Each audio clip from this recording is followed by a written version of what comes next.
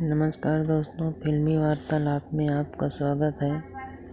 दोस्तों, भोजपुरी के power star Pawan Singh का एक गाना आया था, जिस गाने का नाम था पुदीना ए हसीना। दोस्तों, ये गाना बहुत शानदार था, बहुत बड़ा रिकॉर्ड बनाया था। तो दोस्तों, इसी गाने का पार्ट 2 आ रहा है, पुदीना ए हसीना 2, जिस गाने का पोस्टर आज रिलीज कर दिया गया है। इस गाने को लिखे हैं पीयूष राज व रोशन सिंह विश्वास और म्यूजिक है इसमें प्रियांशु सिंह का। और इस गाने को गाए हैं पवन सिंह और साथ में गाई हैं शिल्पी राज। तो दोस्तों, ये गाना बहुत शानदार होने वाला है और बहुत लाजवाब। एक बार फिर से आप लोगों को रवि पंडित और पवन सिंह की जोड़ी देखने को मिलेगी।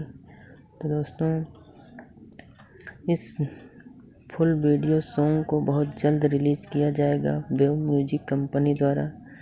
तो दोस्तों, इस वीडियो के डायरेक्टर हैं रवि पंडित, जो कि पहले वाले गाने के भी डायरेक्टर थे। गाना बहुत लाजवाब होने वाला है। दोस्तों, जानकारी अच्छी लगी हो तो चैनल को सब्सक्राइब करें और बेल आइकन का घंटी ज़रूर दबा दें। वीडियो को लाइक करें। धन्यवाद।